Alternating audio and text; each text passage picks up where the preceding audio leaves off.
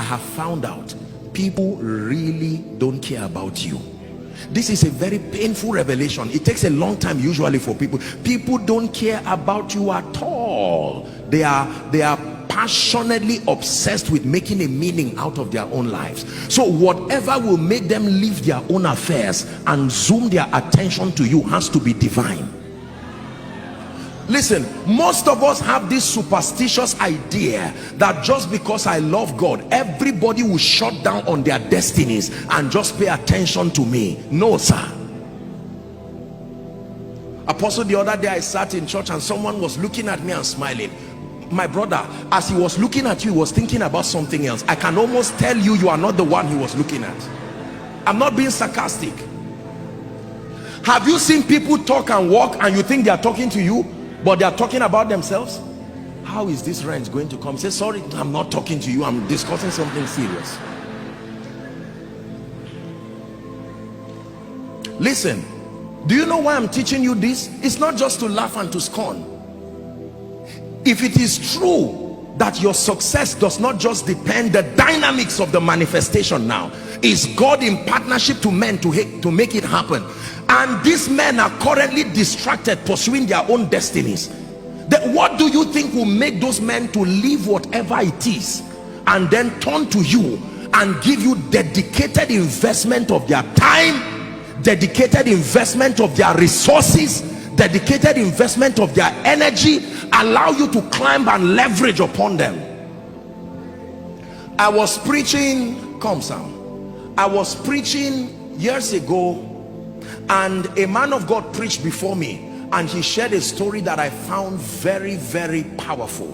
Pay attention to the story. This is what he said: that there was a senior advocate, I think in this country or so, or around the world, very senior legal practitioner, very wealthy, very successful, influential, one whose name is a key. You know, names can be two things, keys or padlocks, but this one, his name is a key. And there was this young lawyer who had tried to set up his firm. It failed. Very sincere, smart gentleman. Watch this. And he was really frustrated, and he went to God in prayer and said, Lord, change my life. Things have to change. And every time he would stand, he would see some of these top clients, institutions running around to talk to that senior advocate, to help them, you know, in all kinds of legal services. And these people would be bidding for millions of dollars. And that gentleman felt life was so unfair. I'm just looking for a fraction of this thing. Look what they want to give this man, and he's leaving them. And what kind of thing is this? When God wanted to help that gentleman, this is what happened. In the presence, I think they were at a conference, and there were several people, businessmen, billionaires, other lawyers, chief captains of industry.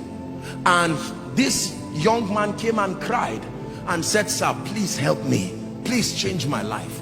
And the man said, okay, I will help you. And he said, follow me. And he came out of the veranda, and everybody was looking at him. Oh, this is that our senior advocate. What is he doing with this guy? Then he began to talk with him. So how are you? How is your wife? I said, sir, that's not the issue. He said, just talk to me. And they were walking together. How are you? Are you eating well? Are you taking care? And he was angry. He was saying, sir, the issue is that I'm hungry. And the man said he walked with him, and when he walked with him, he got into his office and said, if you still fail, don't come to my office again. Listen. Do you know what he was doing?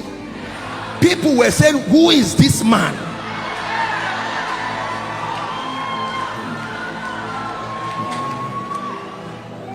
Please sit down and learn. You are in the house of God.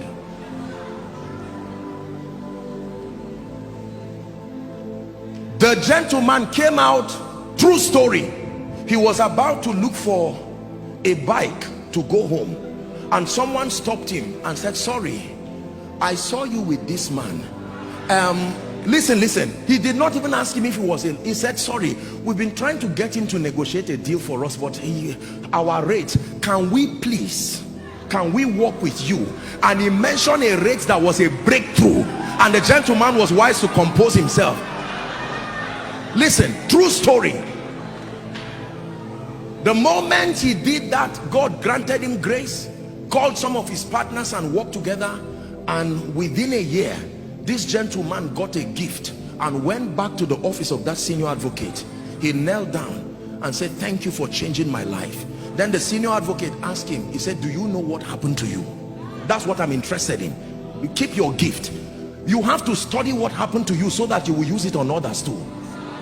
Favor is when an individual invests his credibility on you.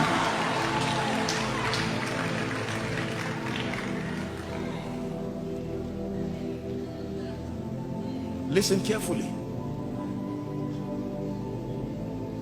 Who likes you in this kingdom matters.